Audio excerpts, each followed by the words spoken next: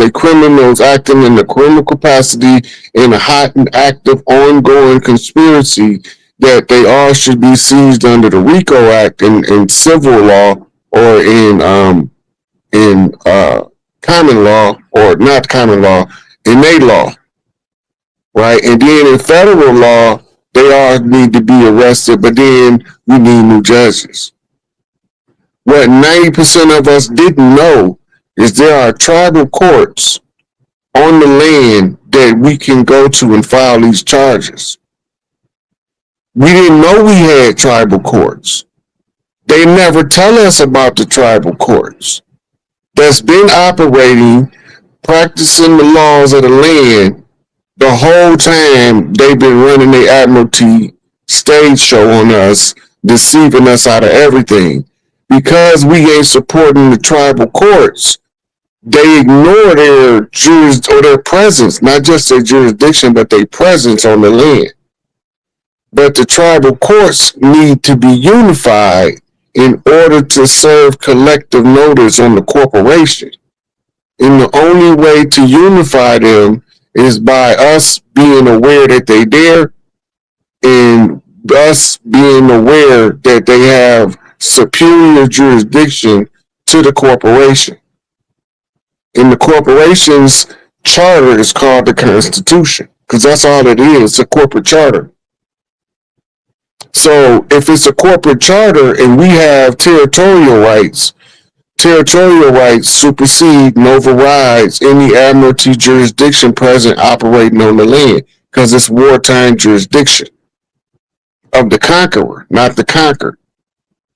It looked like they was conquering us until we decided we done with the shenanigans, void the contracts for fraud and non-performance. Only one of us had to do it. Everybody didn't have to know how to end the corporate jurisdiction. Only one, with the ranking of a tribal chief, by being examined by different tribes from all across the land to determine if they're going to allow him to serve the public notice. And that's what took me so long since I got out of prison. All the tribes didn't believe. Right? But then when there's nobody else offering up the proper method for dismantling the corporation, and I'm telling them I know the method, they now have to be forced to listen. Now that they forced to listen, then I can come out and tell all the tribes in the public domain following the oral tradition that when we put them on this public notice, it's just a matter of time before we walk them down with follow-ups to the public notice. Just explaining everything we're doing as we doing it, so that there is an ongoing record of one of the chiefs doing the tribal work to reclaim the land. And they're going to return foundational documents in order to be able to prove that the work was being successfully accomplished. Right? And once we connect all the dots, it's over with. So right now, they priming us for the downfall of the Cabal exposure, which is the Obama gate that's about to bust open. Right?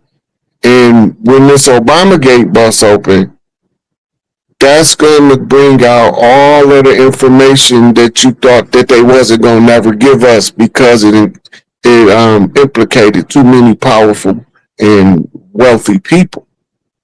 Them the ones we was after anyway. So we don't care if they get humiliated. They didn't care we were suffering. We don't care if their legacy is tarnished.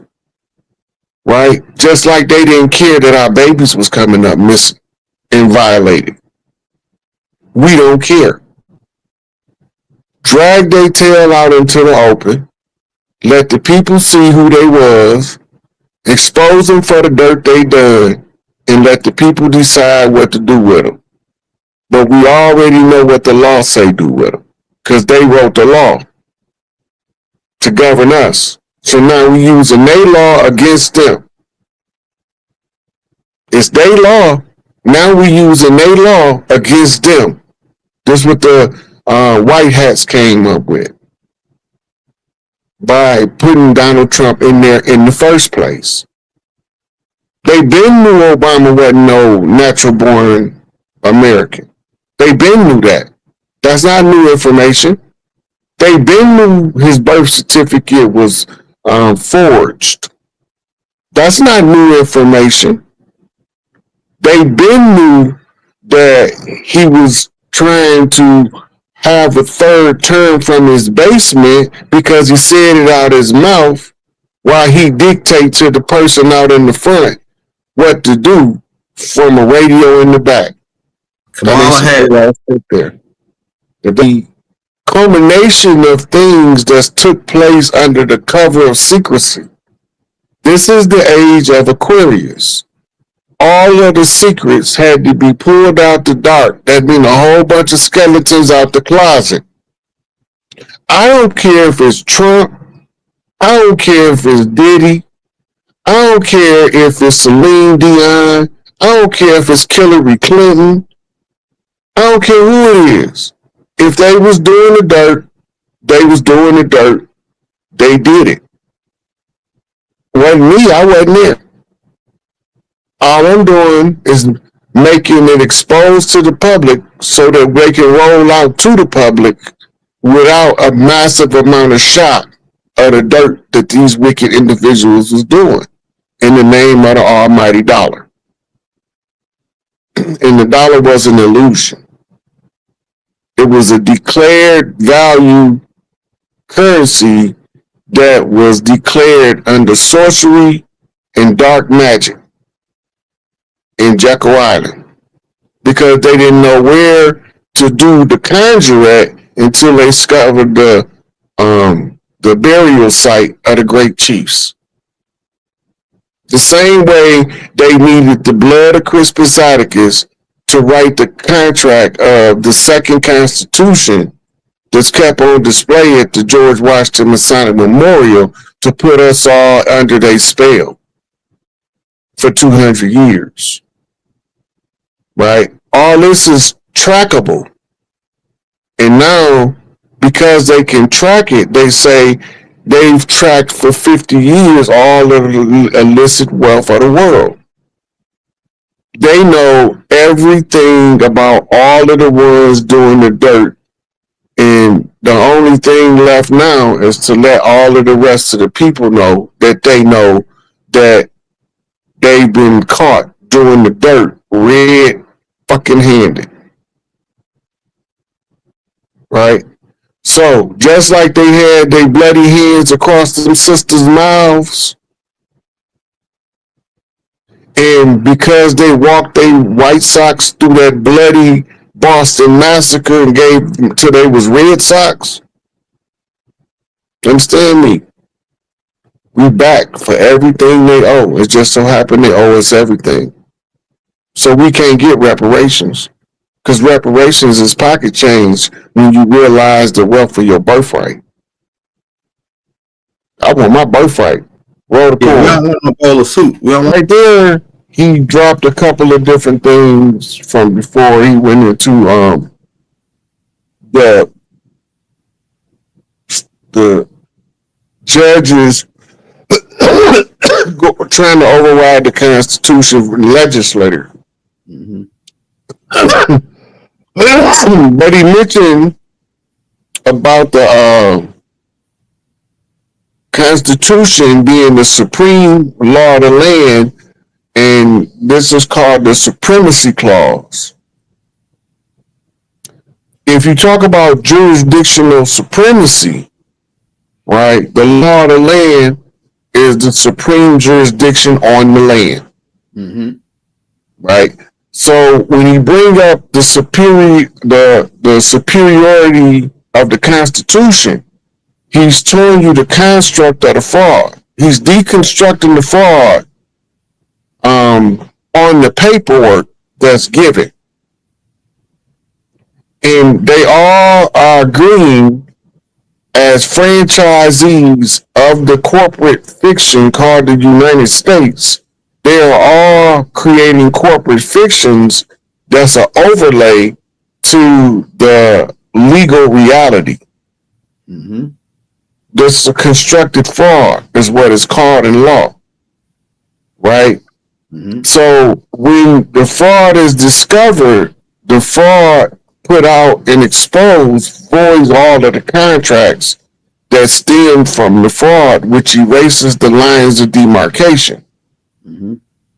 Right? The lines of demarcation is the territorial layout of the salvage right called a grid. They put them over crime scenes all the time. They come from war. To map out a territory, to understand the terrain, you give it lines of demarcation in order for you to establish and put vassal rulers over each one of the minor kingdoms. Mm-hmm. That way you don't have to micromanage. You got somebody that can manage the parts. While if you manage the one managing the parts, that's how you manage the whole. Mm-hmm. Right? So it's all being laid out in the unraveling of the legal knot that they tied us up in. They've never intended to follow the Constitution, like they never intended to honor a treaty. Those are stall tactics. They no longer work because we ain't falling for it any longer. Because you got one of the chiefs going to stand up and tell you exactly what they doing now. And now you can be like, we don't want to participate in your shenanigans. And put it in the public domain. Make you a little 30-second TikTok and say, we no longer want to participate in this constructed fraud called the United States of America. And all of its fraudulent tentacles attached to it. Notice the agent is notice the principal. We don't want this BS. Right. You know what I mean? We tired of it. Right. It's not serving anybody's best interest, but a few people called elites. I don't care nothing about no elite. Unless you're talking about a Chicago Vice Lord elite. Right. They're my dudes. Right?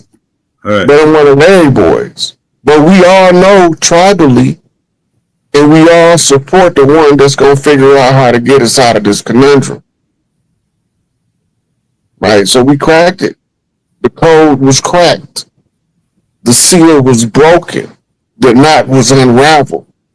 And then the truth came out from behind all of that concealment. Mm-hmm. He's talking about once you discover a fraud, the only remedy is called abandon of the fraud. Mm-hmm. Right? In law, it's called the abandonment doctrine, meaning that if you're in the process of doing something and you realize you're committing a crime, at the point you realize you're committing a crime, if you say, I'm not doing this and go the other way, but the people you with continue to commit the crime, you innocent under the abandonment doctrine because you abandoned the crime when your conscience activated that you were doing something wrong and you didn't want to participate in it. Now, what he went through in his revelation that he's explaining is he realized, being a student of law, there was a fraud present, prevailing, and stinking up the place. Yeah. And he didn't want to be a part of it. Right? So when you realize that the fraud is taking place, once you abandon the fraud, now you have to go through a period of contemplation of what to do once you discover the fraud. Right. Right? Now, he named all of the different numbers of people that's called principal.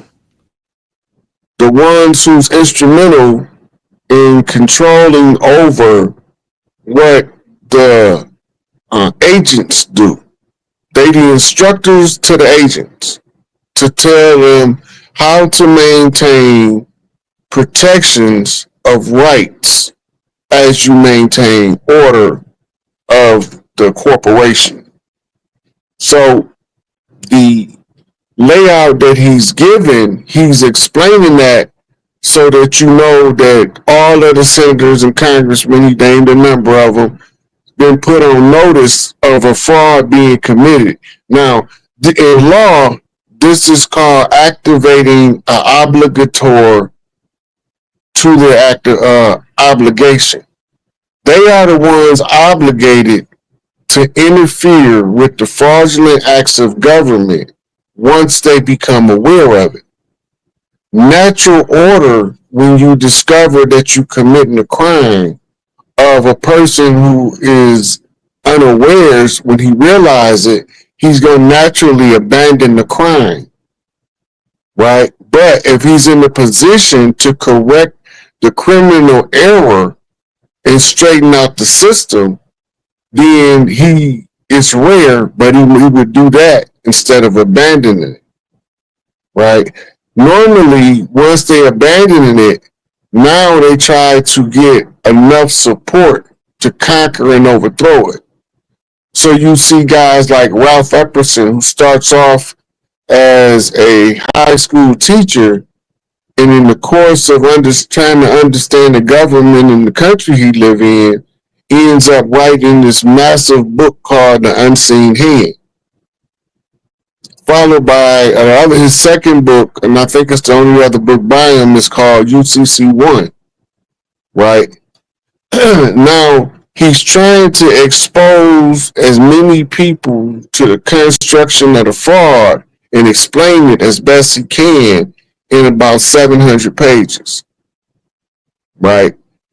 And he show you how to trace back to who's committing what fraudulent act over here, right? Then you have somebody like William Cooper, starts off in the Navy, becomes a naval intelligence officer, rise to above top secret clearance, and then he discovered that when you get above top secret, the whole mechanics of the fraud, right? So once he discovers it, he studies what he's looking at so he can figure out how to explain it when he abandoned the fraud. Once he abandoned the fraud, he put the manual of what his discovery was in Behold the Pale Horse, based off a biblical concept, in order to tell you it's ran by priests, but not the priest that you think.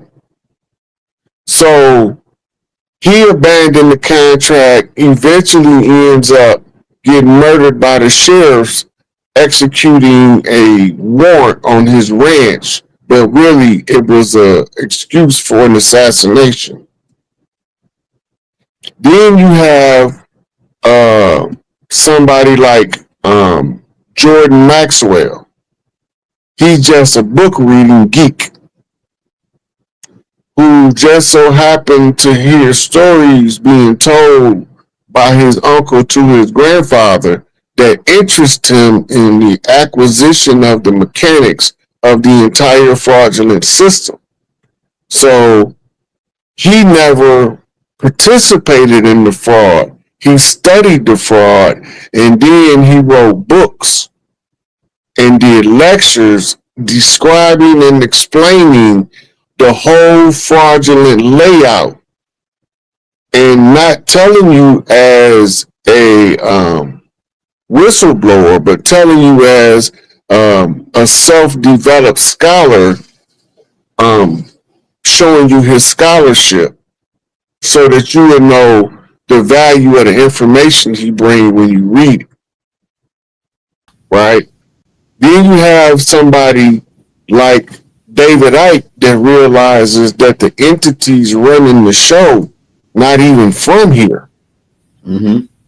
And he goes to an old African shaman because he want to get to the root of the problem. And the African shaman, Credo Mutwa, carries the history back to about 100 and something thousand years ago.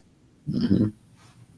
And as he's telling the history from thousands of years ago, is making everything David Icke's seeing in his studies and investigation, as I think he started off as an investigative reporter. And this is his greatest story he ever cracked, was to go back to the old shaman and find out that they called the reptilians the Chitarule. Yeah, that's right. Right? And that they were shape-shifting beings that can look like human, right? But he's describing it not as a shapeshifter, but as someone who changes form by being reborn in this frequency. Nobody was supposed to have what's called a mythic form. So every time the Earthborn killed a reptilian, what they didn't call them reptilians, they called them the Dracos. And they also called them the Archons. So when we kill them, they start off looking like human reptiles or some reptilians like beasts, but then they end up, when they came back and was reborn so many times, they look human. Yeah, dark but skin. the energy frequency is still reptilian. Right. Right. And then because they taking on a 3-dimensional human form, right, unless you psychic, you can't see their true form. So now you got a mammalian laying with a reptilian, and neither one of them can tell the difference in the human meat suit. Making hybrids. Right.